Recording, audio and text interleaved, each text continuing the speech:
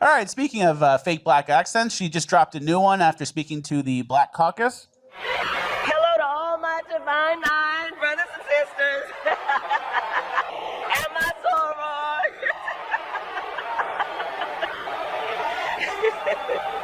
And to all my HBCU brothers and sisters. Yeah, you think someone would maybe have told her about the voice and how it doesn't really come across as authentic, and maybe, you know, don't lean into your own, don't do so many bits? Yeah, she's graduated. Now she's doing the voice and then cackling in between the voice. Brothers and sisters? It's like an undercover brother. She's out of a movie or something. Who is on the road. He is in Europe. If you're in the United Kingdom, if you're in Ireland, if you're in Scotland, if you're anywhere in that area, catch Jimmy live if you can. Some tickets are still available. I know some shows are sold out, but go to jimmydore.com for more info and for tickets. On today's show, we're going to talk about the latest in the protests in LA and Trump's ongoing crackdown. We're going to talk about Trump's upcoming military parade / birthday celebration. Trump threatening protesters who come out for that, while claiming he's never heard of any protests, but just in case anyone decides to show up. We're also going to talk about rumors, fears of some new military conflict between Iran and Israel and the U.S. The U.S. is pulling out embassy staff from Iraq. It's pulling out other personnel from around the Middle East. Israel, of course, has been talking tough as usual, expecting Trump, I think, to back it up if it goes to war against Iran. And we'll talk about the latest across the Middle East. Trump administration making it official that it won't seek a Palestinian state, pretty much confirming what every other administration in recent memory has said, except Trump administration basically saying, we don't care about a Palestinian state. And if we have time, we'll get into a little Ukraine war too, including Tulsi Gabbard getting attacked for warning about nuclear war, which, according to her critics, is basically a Kremlin talking point. So if you're worried about nuclear war, sorry, everybody, you're just repeating Putin propaganda, according to Tulsi Gabbard's critics. But up first, we're going to turn to what's happening in LA. And for that, I will bring in our first guest. Joining us now is Julissa Dugro. She is an independent journalist reporting from LA for Mint Press News. And let's bring her in, making her Jimmy Dore Show debut. Hello, Julissa. Hey, Aaron. How are you? Thank you for joining us. So you've been on the ground in LA reporting on what's going on. The dominant theme that we're getting from afar is that LA is in chaos. There's riots. According to the Trump administration, they had to send in the National Guard backed up by Marines because things are just out of control. What have you seen on the ground in your time reporting there? So far, we definitely have, there's a very large presence of the California National Guard as well as the LAPD. They're quite literally everywhere. I've seen some, on rooftops, definitely inside of a lot of federal buildings and outside of almost every federal or community building. They're standing there posted up, ready to take on protesters should they, start protests in front of those buildings. And so as far as the National Guard, I was at a protest yesterday documenting and covering that live. And actually the National Guard didn't, directly get involved. It almost was like they were there for pure intimidation. They also brought in Humvees, and those Humvees were positioned towards the crowds. The protest that I attended yesterday was peaceful, not even fairly peaceful. It was peaceful. Nobody was violent, nothing was thrown, things like that. And from what I saw, the LAPD started shooting first. And so this is what I'm seeing. And so I think a lot can be implied from this. So this is what I'm seeing. The protesters, there are protests all day. It just varies in size. So in scope and as well as location, we've got them ranging all across LA, early in the morning, late at night. You have spontaneous protests that arise due to, ICE raids or detentions or arrests and things like that. And so that's just kind of what we're seeing right now. So I'm curious to hear from what people have been telling you about why they've come out and how they feel about the narrative that the Trump administration has been pushing, which is that they had to send in the National Guard because things were just out of control, and because the LA police weren't doing their job enough to protect the city from looters and rioters. But I want to turn first to Stephen Miller, who's sort of seen as the architect of Trump's anti-immigrant crackdown and what he has said. He's actually an LA native, so he claims to take all this very, very personally. He's responding to the governor of California, Gavin Newsom, who said that we didn't have a problem until Trump got involved, by which he means Trump getting involved to basically order the National Guard in to crack down on protests. So Stephen Miller says, didn't have a problem. Your state is a criminal sanctuary for millions of illegal alien invaders, cartel killers, foreign terrorists, transnational gangs, and insurrectionist mobs. Huge swaths of the city where I was born now resemble failed third world nations, a ruptured, balkanized society of strangers. And according to a recent report in the Wall Street Journal, Stephen Miller is the one who basically ordered immigration officials to increase their crackdown, not just going after, actual convicted criminals, but to go after the kind of people who have been targeted in LA, the workers who go to places like Home Depot for work. So this is some of what the Wall Street Journal reported. Even with the high-profile arrests of suspects by masked immigration agents and the plane loads of migrants swiftly ferried out of the U.S., President Trump was falling short of the number of daily deportations carried out by the Biden administration in its final year. So in late May, Stephen Miller addressed a meeting at the headquarters of Immigration and Customs Enforcement, known as ICE. The message was clear. The president, who promised to deport millions of immigrants living in the country illegally, wasn't pleased. The agency had better step it up. Gang members and violent criminals, what Trump called the worst of the worst, weren't the sole target of deportations. Federal agents needed to, quote, just go out there and arrest illegal aliens, Miller told top ICE officials who had come from across the U.S., according to people familiar with the meeting. Agents didn't need to develop target lists of immigrants suspected of being in the U.S. illegally, a longstanding practice, Miller said. Instead, Miller directed them to target Home Depot, where day laborers typically gather for hire, or 7-Eleven convenience stores. So not even going after like workplaces that are suspected of having people working there illegally, let alone going after like documented criminals who've committed serious crimes, but just going after people gathered at Home Depot or in 7-Eleven. The article goes on. Miller bet that he and a handful of agents could go out on the streets of Washington and arrest 30 people right away. ICE agents appear to follow Miller's tip and conducted an immigration sweep Friday at the Home Depot in the predominantly Latino neighborhood of Westlake in Los Angeles, helping set off a weekend of protests around Los Angeles County, including at the Federal Detention Center in the city's downtown.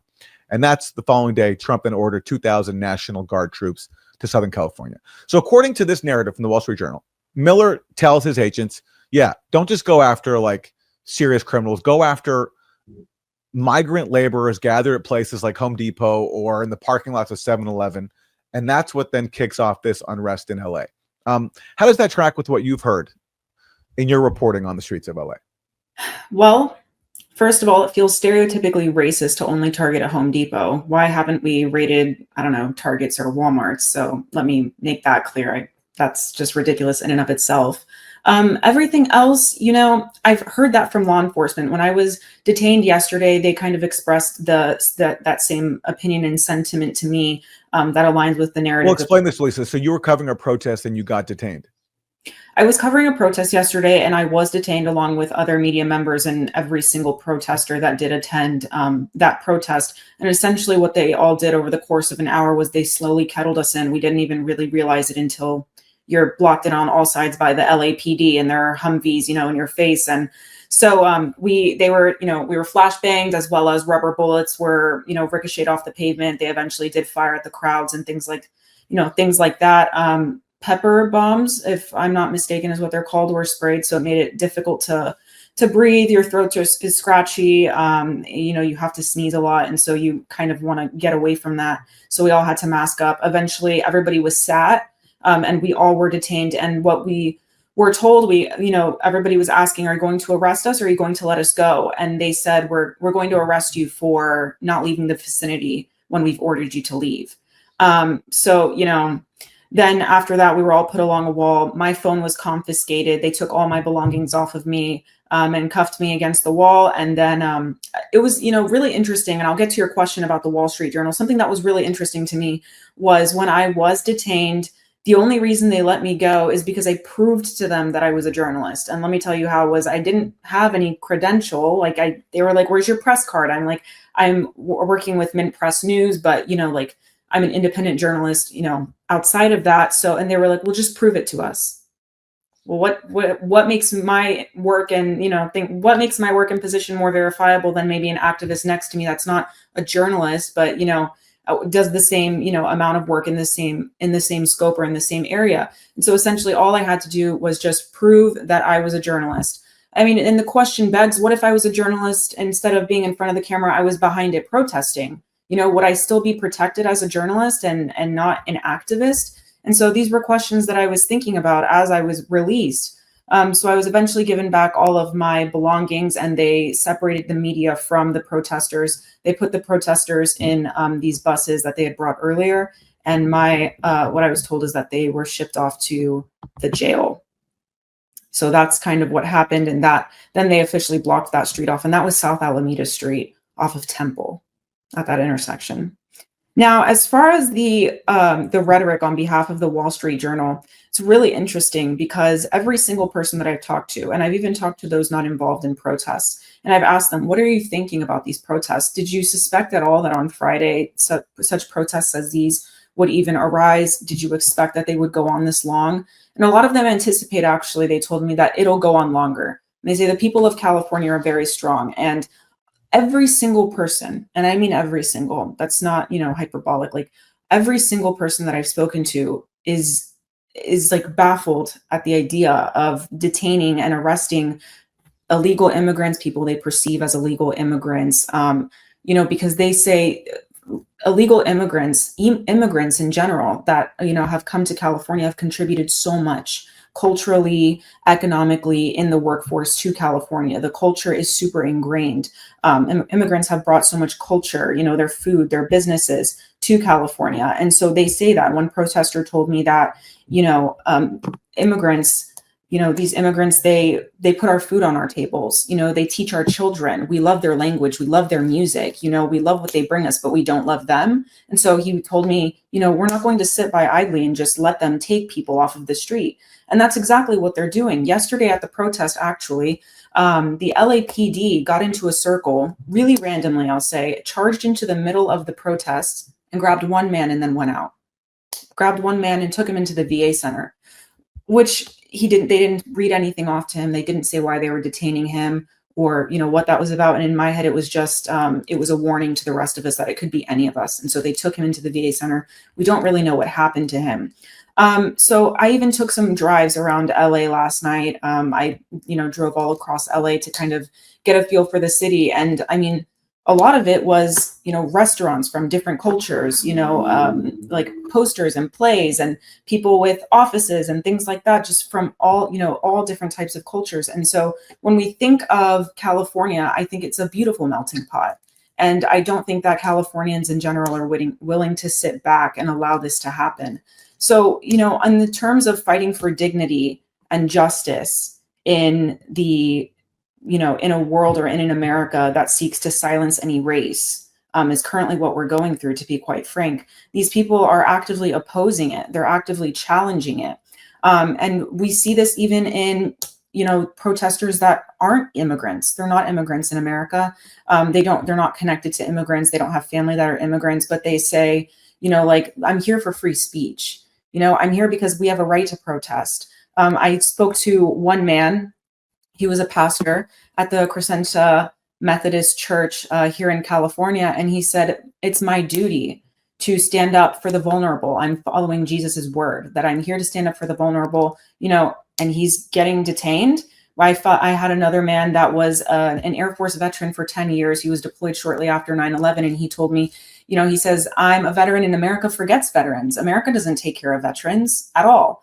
And he said, I'm a gay man. So I was under the don't ask, don't tell law. And so I wasn't allowed to speak my truth for a very long time. And so people from all different walks of life, different paths, nationalities, races, religions have come together. They all definitely have one shared purpose, though, no matter if they're immigrant affiliated or not, is that they're actively opposing the injustice and the dismantling of free speech that the United States right now is actively imposing. All right, Jaleesa, hang on. We'll have more after this break. Over to Misha. All right, let's see what we got. Hopefully, yep, I'm unmuted. Unvaccinated guy, we've got a few from you. These are going to be read with some, I'm going to have to blank out some names. Blank changed his name for his all-male OnlyFans. Thank you for that, unvaccinated guy. Look, I'm trying to read what I can from it. FSO says Trump gets tanks and soldiers for his birthday. What? He couldn't settle for balloons and clowns or a bouncy castle at most. Yeah, what's up with that? FSO, thank you for the chat. Unvaccinated guy is back. Go-Gurt inspired Metzger to package his loads for blank and blank. All right, thank you for that, unvaccinated guy. And now back to Aaron.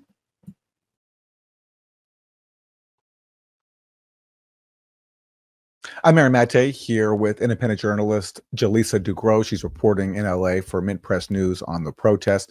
Here is Stephen Miller, the architect of Trump's anti-immigrant crackdown, and he's offended by something. He's offended by all the foreign flags that he's seen at these protests, predominantly the Mexican flag. He says this, look at all the foreign flags.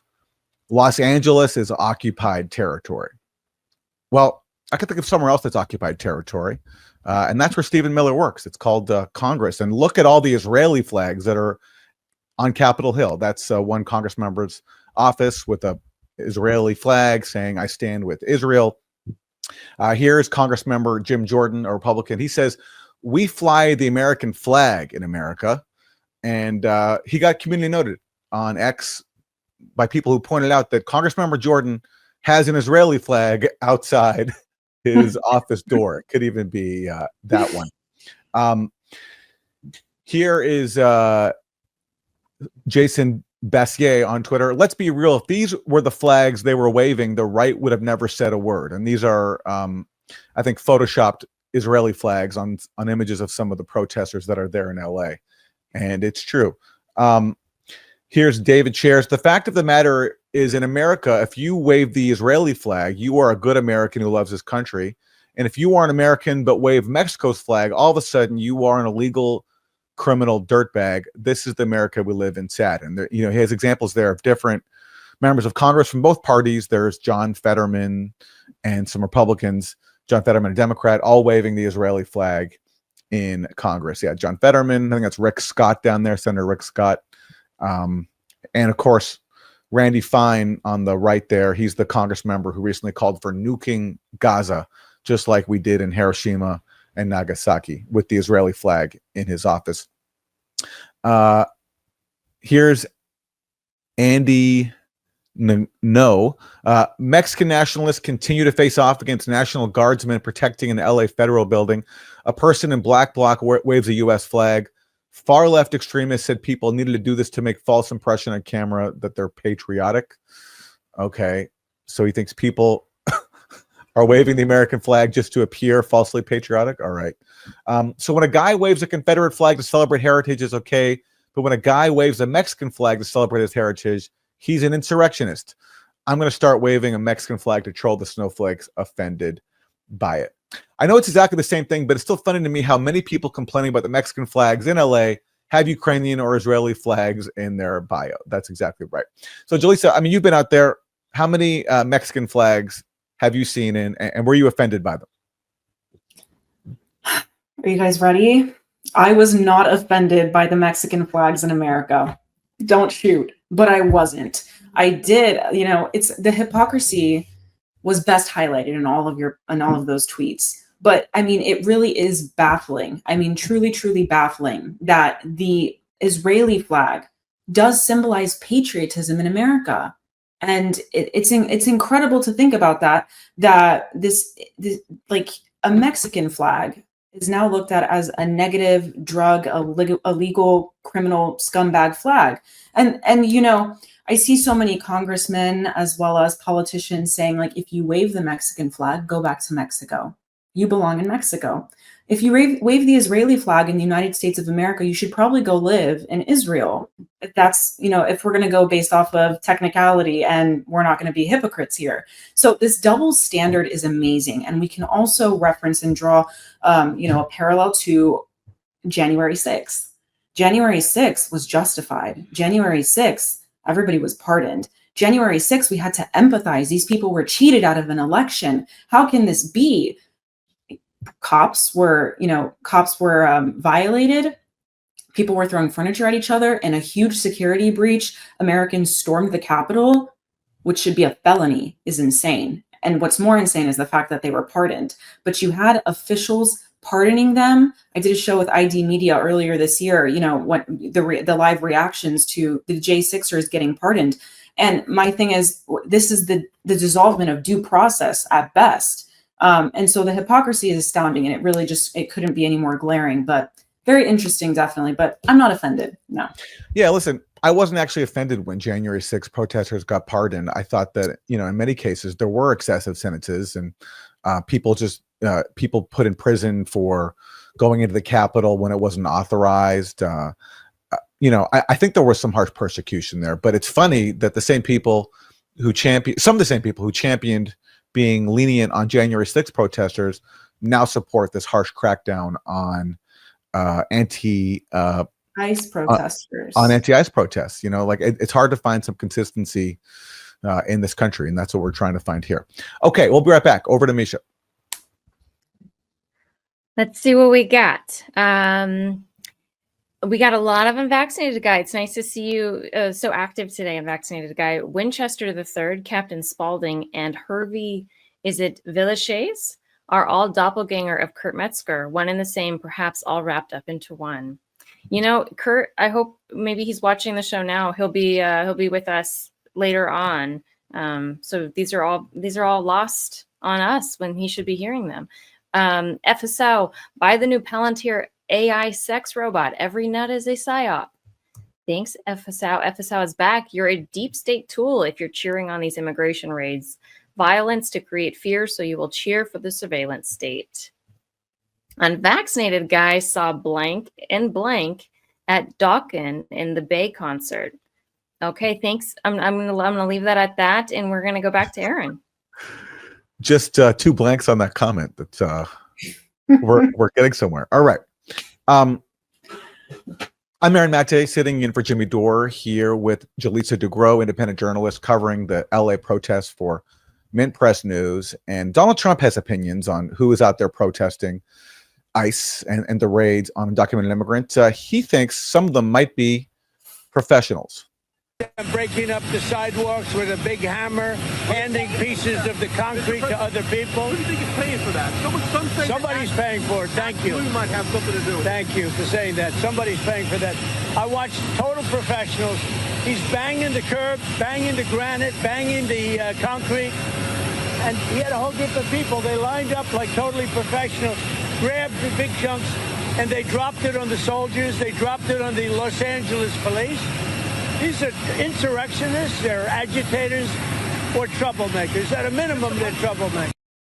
All right. So he grants that they might just be troublemakers, not paid professionals. But look, many people out there think that there are some paid agitators out there. Jaleesa, you've been in the streets. Have you seen, in your opinion, any paid protesters? Haven't seen any paid protesters yet. There's a huge mass protest tonight, so I'll be sure to clue you in if I see anything.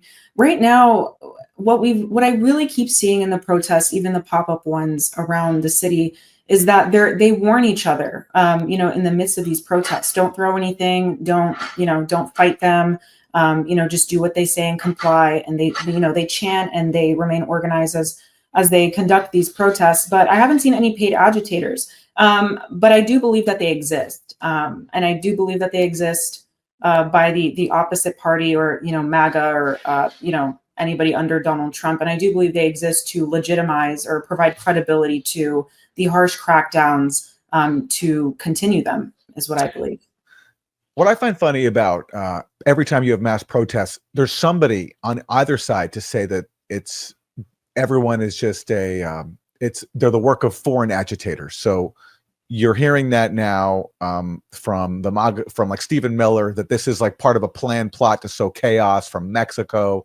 The Mexicans are behind this, and Democrats did this too. I mean, they did this for years throughout Russiagate. Here is, for example, former senior Obama administration and Biden administration official Susan Rice, during the Black Lives Matter protests of 2020, she was sure that Russia was fueling the fire. The Russian playbook as well.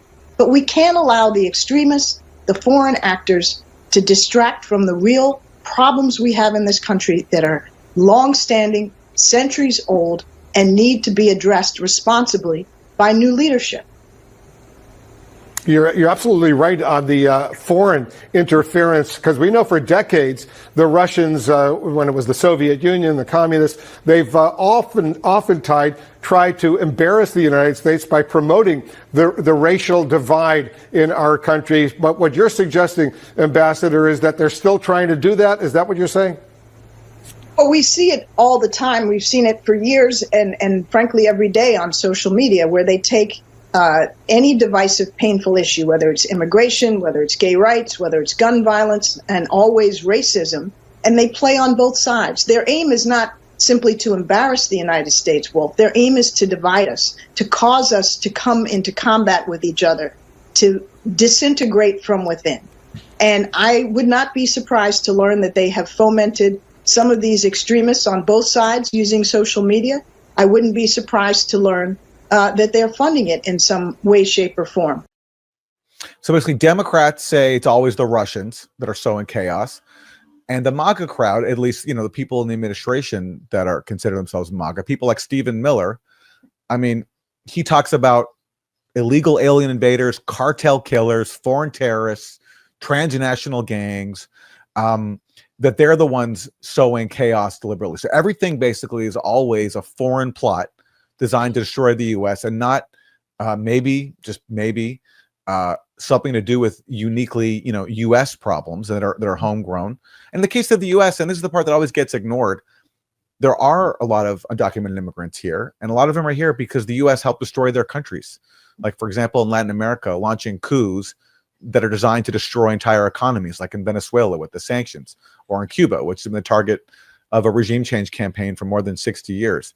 And people flee countries when you try to destroy their economies. That's what happens. But that side never gets discussed by either side of the aisle, whether it's Democrats or it's Republicans. America has a great habit of that. Western intervention in the Middle East and in South America is one hell of a drug. And we definitely blow it up and then wonder why, these people can't afford food or they are fleeing their countries. It's definitely because of us. And it's very evident. The list of examples definitely could go on and on. But I mean, other than that, even in California, it has real issues of its own. The housing crisis, the economy, the fires, like real problems that affect Americans, Californians every single day that people fail to address. And for some reason, we're, suddenly and solely focused on, the migrants, the immigrants, the Mexicans, like they're this looming problem that we just need to get off of, and they actually benefit California in multiple ways, more than one. And I just feel like we're looking away from that to probably push a larger agenda that the United States has in mind. All right. And when we come back, we're going to talk about another country where U.S. policy, U.S. regime change efforts have caused a lot of migrants, among other problems, which is Syria. And we'll have that after Misha. All right. Lightweight Jive says, we aren't MAGA in the chat. We're mostly centrists here. It means fighting for the balance in immigration that protects American workers first. Thank you, Lightweight Jive. And now Benjamin Vito says, this is an astroturfed psyop. The most patriotic thing you can do is not participate. BLM, January 6th, destabilize America. Chaos favors the rich. Thank you, Benjamin Vito. Unvaccinated guy Oh, this is fun. Misha is trying to create a singularity by pulling her bottom lip over her head and swallowing. Thank you. Thank you for that, unvaccinated guy. That's a really nice image, I think, for all of us. Seth Cable, the Confederate flag is from America and the Mexican is from another nation. Assimilate or leave the USA. Oh, okay, Seth Cable.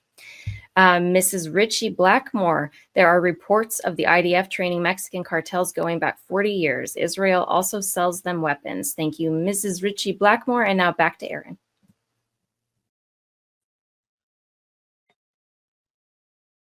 I'm Aaron Mate with Jaleesa Dugro, independent journalist.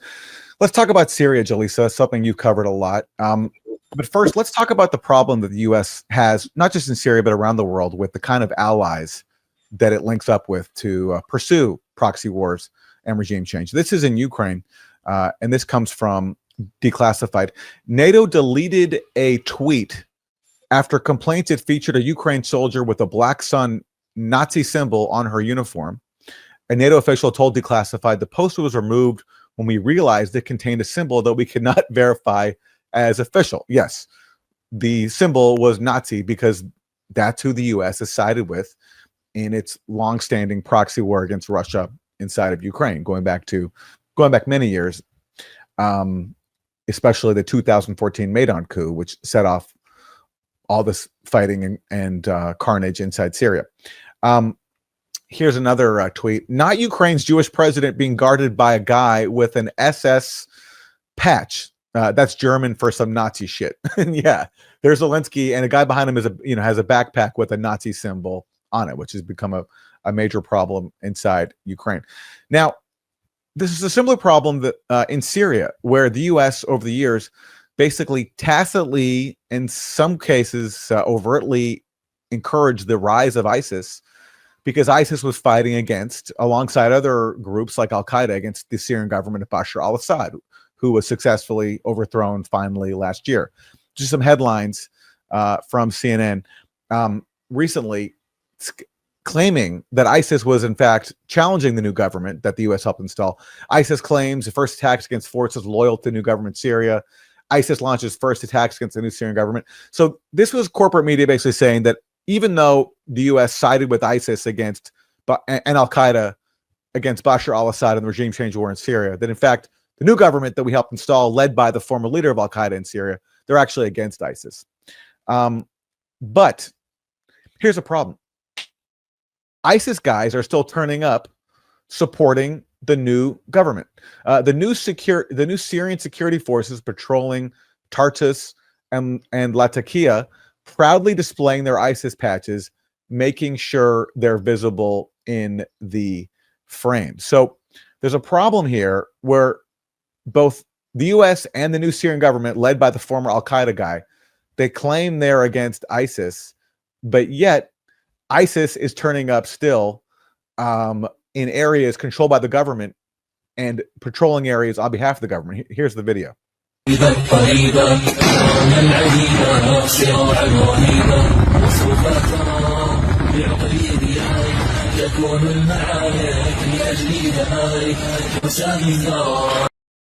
there we go. Two ISIS guys on patrol in Syria, and in some of these areas, like Latakia, these are heavy Alawite areas, and this has been where there have been massacres going on for many months now against Alawite civilians. Alawites being linked to the former government because that was the minority group that Bashar al-Assad was a part of, and there have been a lot of killings, sectarian killings of Alawite groups, because the insurgency that took over the government was led by Al-Qaeda, which had carried out attacks like that before.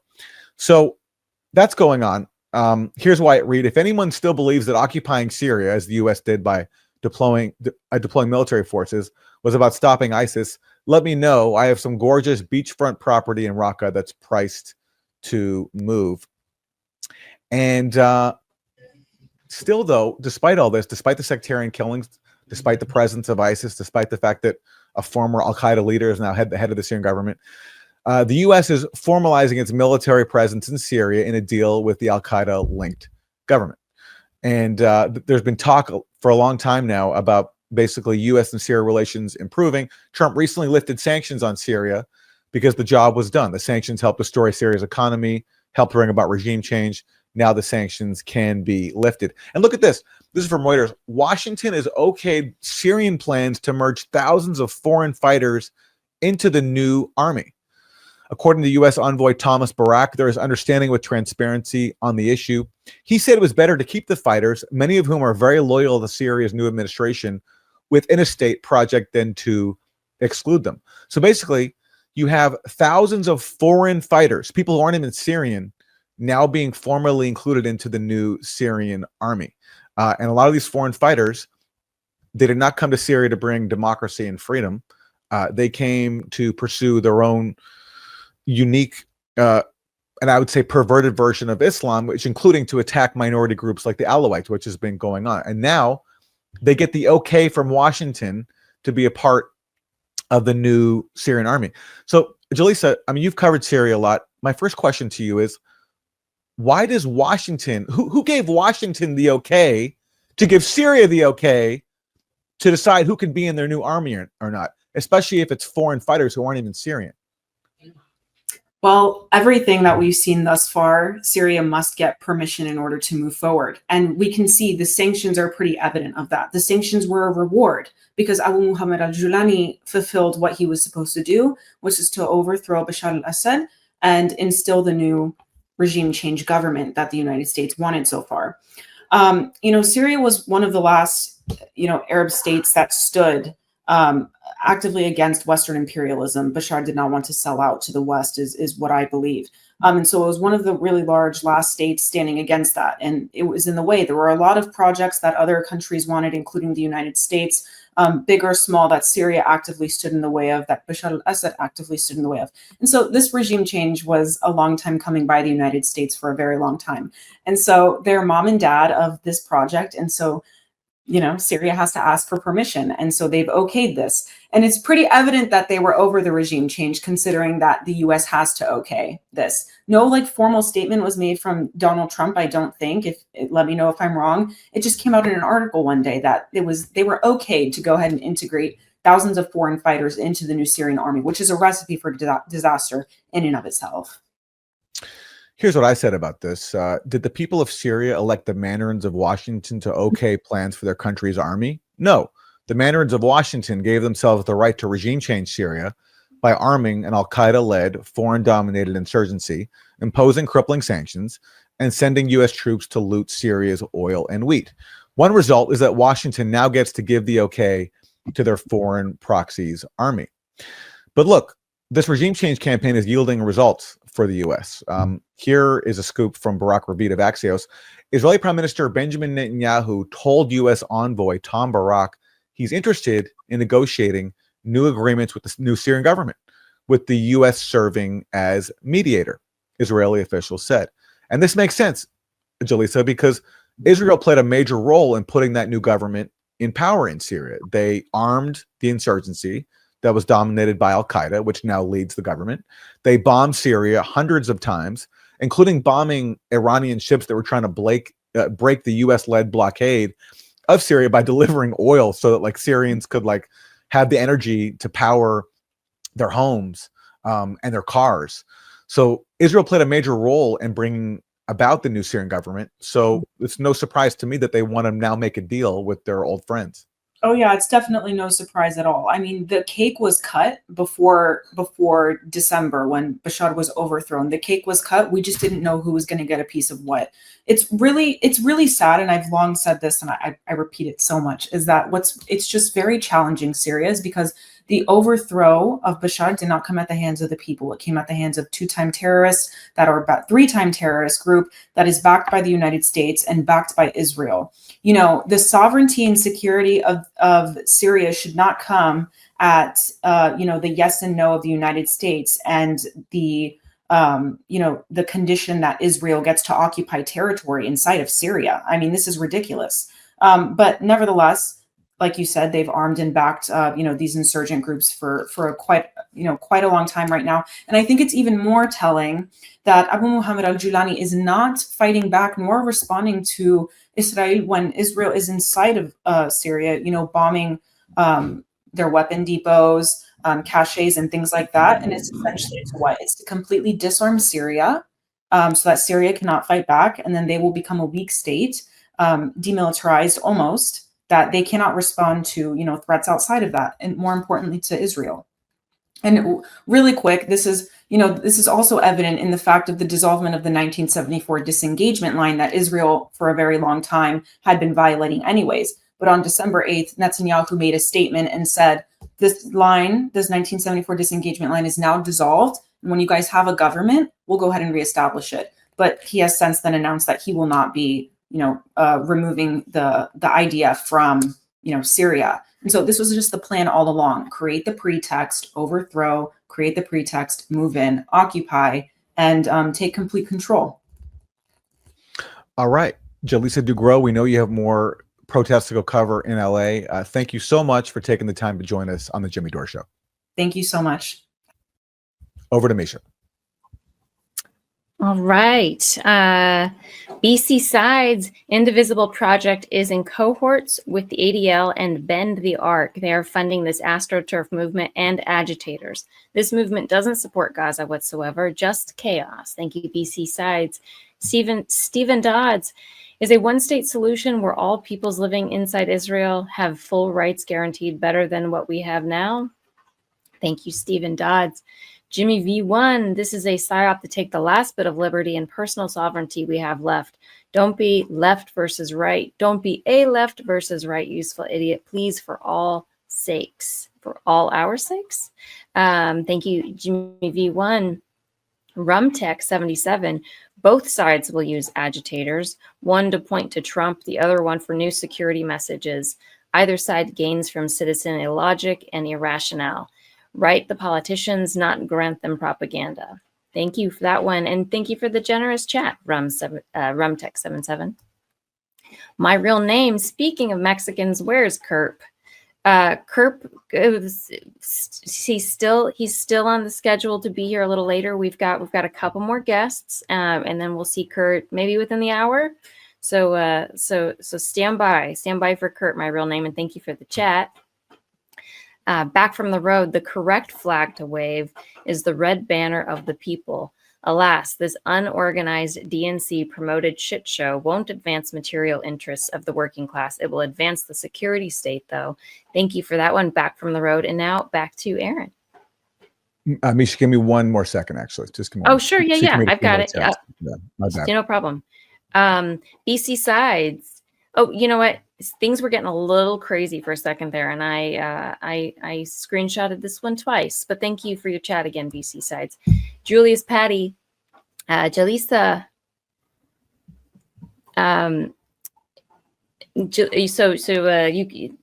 Julius Patty says you can't claim that J6ers should be jailed for protesting whilst wanting the right to protest against ICE. And that's fair, Julius Patty. FSO. If these violent protests were in any other country than America, 100% of the foreign violent agitators are American operatives. Thank you, FSL. BC Sides. The left is far more likely to engage in political violence. Either they are paid, like at rallies and protests during the election, or they just want to destroy stuff because they are low IQ. Is that right? Thank you, BC Sides. Okay, we're good. We're good. All right, and now back to Aaron.